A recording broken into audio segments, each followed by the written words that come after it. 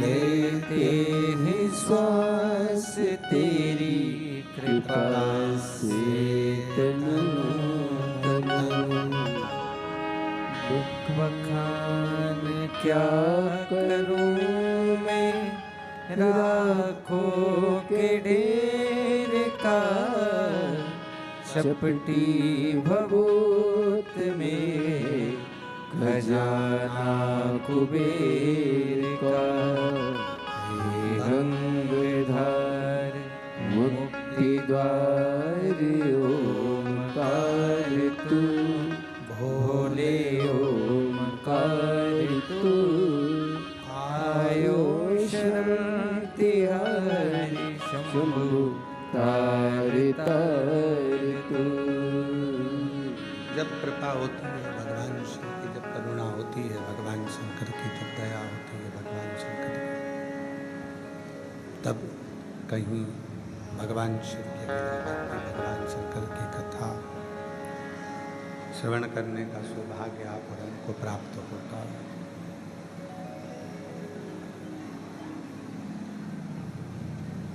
एक क्षण के लिए भी जब हम भगवान शिव की शरणागति में जाते हैं, एक क्षण के लिए भी जब हम भगवान शंकर की शरणागति को ग्रहण करते हैं, तो निश्चित है वो क्षण हमारा आपका सुख देने वाला होता है, आनंद देने वाला होता है।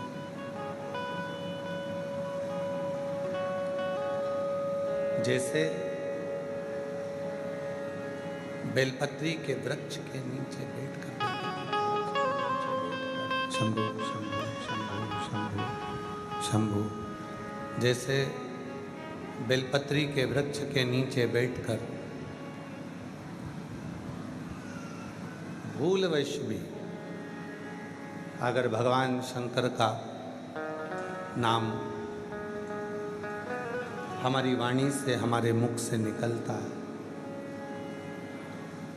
तो वो हजारों हजारों लाखों गुना हमें फल दे जाता है, हमें फल प्रदान करता है।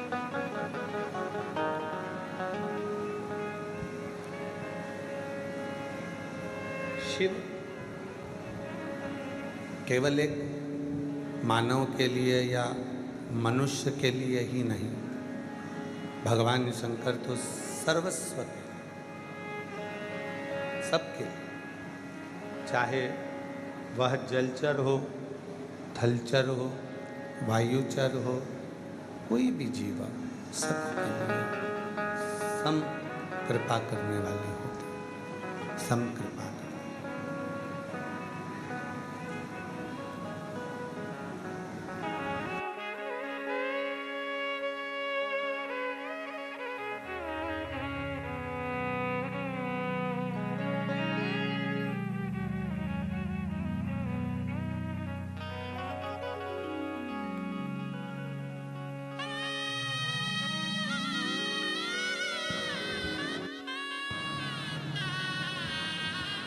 शिव जिसको करुणा की मूर्ति कहा जाता है, कृपा की मूर्ति कहा जाता है, पशु हो, पक्षी हो, कोई जानवर हो, कोई जीव हो, असुर हो, किन्नर हो, नाग हो, गंधर्व हो, सब पर वो करुणा करने वाला, सब पे वो कृपा करने वाला, सब पे वो दया करने वाला। बस शिव महापुराण की कथा कहती है, भगवान शंकर का चरित्र कथा, शिव तत्व कथा, शंभु शंभु। शिव महापुराण की कथा कहती है, भगवान शंकर का चरित्र कहता है, शिव तत्व कहता है।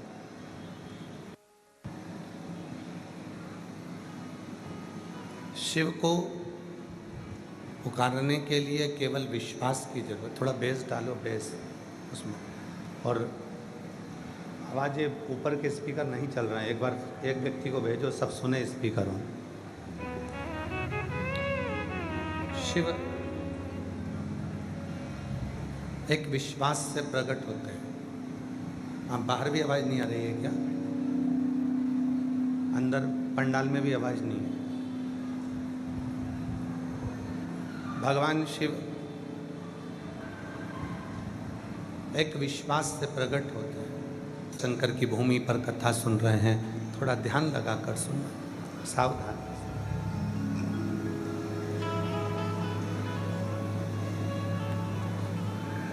चंचुला देवी पति प्रेत योनि में पड़ा हुआ है और चंचुला देवी तुमरुका जी के मुख से कथा सुनने के लिए बैठी, हाथ जोड़े, उसने नमन किया। तुमरुका जी ने मन में विचार करा कि चंचुला देवी के मुख से कोई शब्द नहीं निकल रहा, मौन है, चुप। क्या बात है चंचुला, तुम कुछ पूछ नहीं रही हो, तुम कुछ बोल नहीं रही हो, क्या हुआ? चंचुला देवी बस हाथ जोड़कर नेत्र बंद कर कर मौन होकर बैठ गई।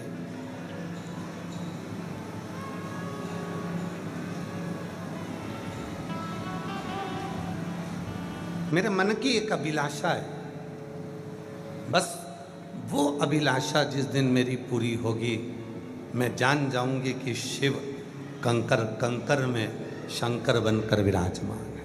मेरे मन की एक अभिलाषा, वो अभिलाषा पूर्ण।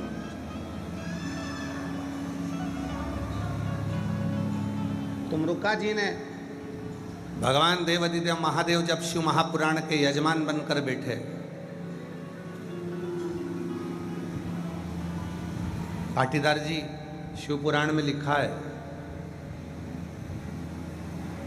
भागवत कथा के यजमान थे राजा परीक्षित, श्री रामचरितमानस के यजमान थे काशी नरेश, पर दुनिया की सारी पुराणों में केवल एक पुराण ऐसी है, शिव महापुराण, जिसका यजमान बना भी तो मेरा देवाधिदेव महादेव बना है, भगवान शिव। इसलिए पाटीदार जी 7 दिन तक जो यजमान बनकर बैठता है, हम उसको शंकर और पार्वती का ही स्वरूप मानते हैं। कहीं शिव जी ने कृपा कर कर आपको इस कथा का यजमान पद देकर विराजमान करा। और भगवान से प्रार्थना करना, जितने भी यहाँ पर बैठे हो और जितने ऑनलाइन कथा को सुन रहे हो, मांगा है भोलेनाथ से वरदान एक ही। हमें और कुछ नहीं चाहिए। जो हमने विचार करा, तुमरुका जी हाथ जोड़कर भगवान ईश्वर और गोरा स्तुति अपने दिल की भी होना चाहिए कि भगवान शंकर को मैं अपने मन से, हनुमान जी को मैं अपने मन से, राम जी को मैं अपने मन से क्या कहूँ जिससे मेरे राघव जी, मेरे हनुमान जी, मेरे शंकर जी प्रसन्न होकर दर्शन दे दें। वो स्तुति मेरे दिल से निकलना चाहिए, दिल से। एक चरित्र आता है, एक बकरी चराने वाला, भेड़ चराने वाला भेड़ चराता था।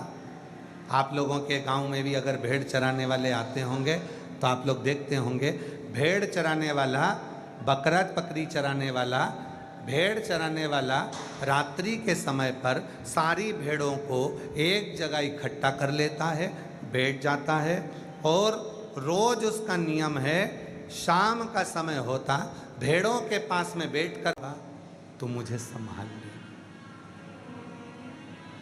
हे शिव, नहीं देखा मैंने दुनिया को पर तुझे देखा है, और ये मेरा भरोसा कहता है कि तू मुझे स्वीकार कर लेगा।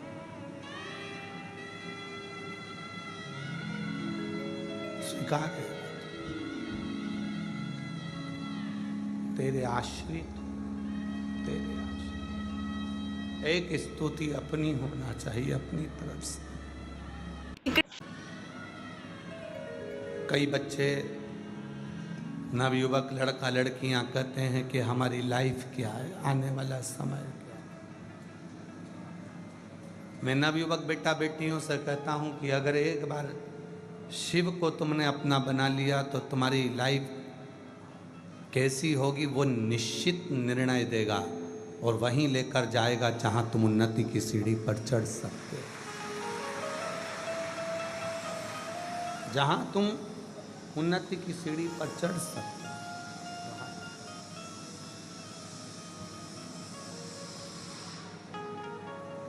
हृदय चित्त मन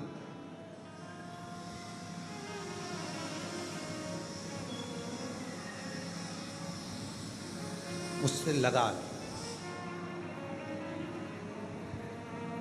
उससे हम पहले एक बार बोले थे, आप लोगों को याद होगा, एक लड़की लड़के से प्यार कर लेती है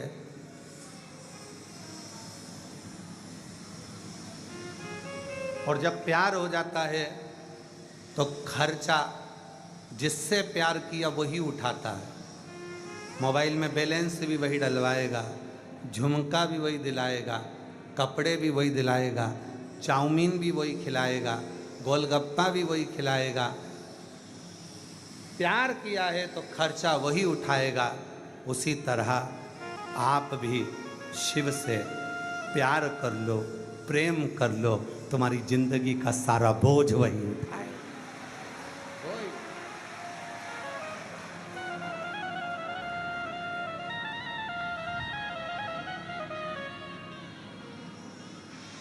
उसी से और भीड़ में तन्हाई में दर्द में रुसवाई में प्यार की गहराई में मुझे तुम याद आते हो,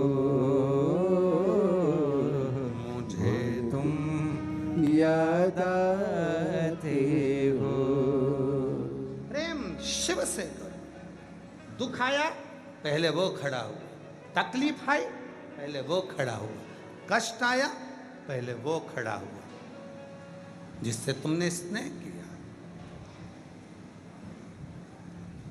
केवल एक लोटा जल नहीं है, तुम्हारा प्रेम है जो शिव पर उंडेलने के लिए जाते हो। तुम्हारे घर की दशा है जो शिव को देने के लिए जाते हो। अपने घरों का विचार है जो शिव को देने के लिए जाते हो।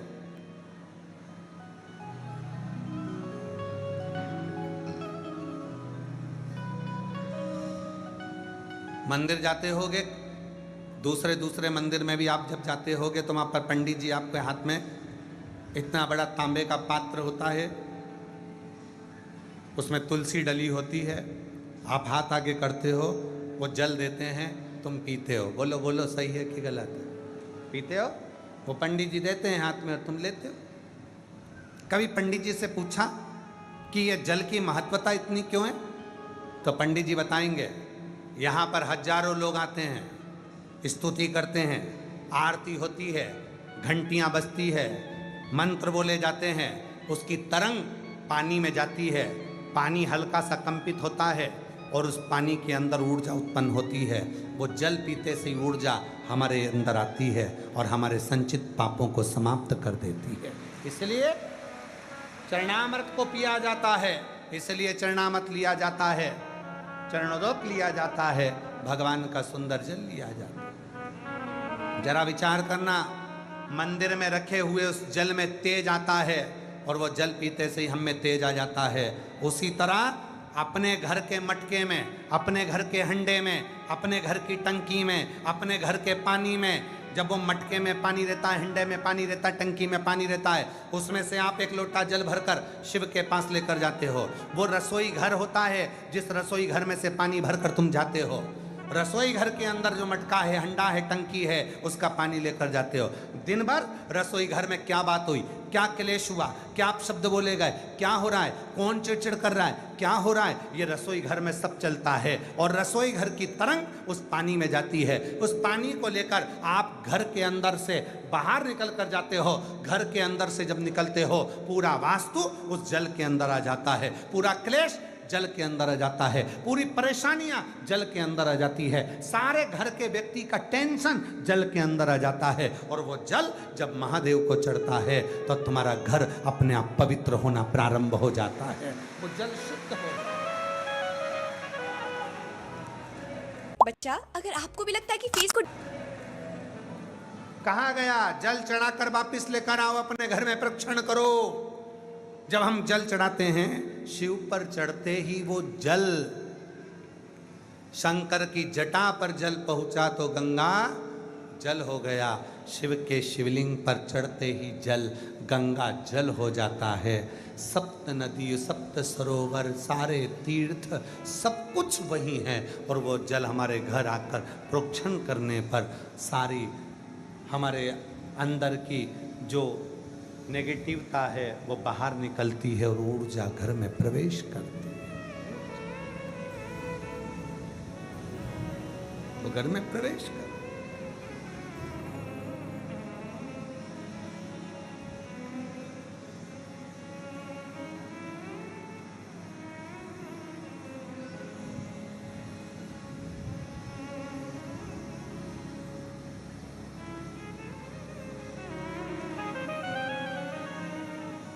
मझधार में है नैया,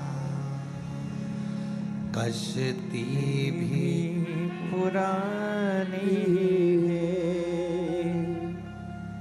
भोले बाबा सुन भी लो, ये मेरी कहानी है। मझधार में है नैया, कश्ती भी पुरानी है। भोले बाबा सुन भी लो, ये मेरी कहानी है। मझधार में है नैया। वो एक लोटा जल तुम्हारी समस्या का हल कैसे बनता है? सारी दुनिया के लोगों को टेंशन है, सीवर वाले महाराज ने केवल एक ही शब्द दिया है, एक लोटा जल। जम के बोलो जरा, एक लोटा जल। ये पूरे विश्व में, केवल भारत देश में ही नहीं, विदेश में भी इस बात की चर्चा है कि एक लोटा जल सारी समस्या का हल कैसे बन सकता है। ये नारा कैसे बन गया, ये बच्चे के मुख पर कैसे आ गया, ये बुजुर्गों के मुख पर कैसे आ गया। साधु संत सन्यासी तपस्वी साधक उपासक, कोई भी ब्राह्मण क्षत्रिय वैश्य शूद्र कोई भी हो, उसके मुख पर ये मंत्र है कि एक लोटा जल सारी समस्या का हल है। आखिर इस पे विचार करा गया कि ये जल समस्या का हल कैसे हो जाता है, क्योंकि सारी समस्या घर में आती है। दुकान की बात भी घर में आती है, फैक्ट्री की बात भी घर में आती है, व्यापार की बात भी घर में आती है, बच्चे भी घर में बात करते हैं। और जब घर में मंथन होता है विचारों का, सब टेंशन घर में जब आता है तो वो जल में तरंग जाती है। और जल में वो तरंग गई और वही लोटा भरकर जब शिव को चढ़ा तो सारी समस्या शिव की हो गई और उसका हल निकलना प्रारंभ हो गया, उसका हल निकलना प्रारंभ।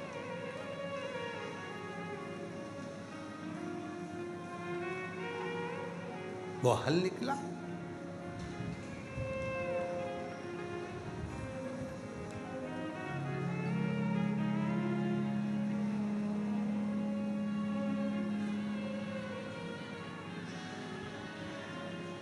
प्रभु के नाम का उच्चारण हो उसमें। ना शिव नाम लीनो तूने भरी जवानी में, ना शिव नाम लीनो तूने भरी जवानी में। तू डूब के मर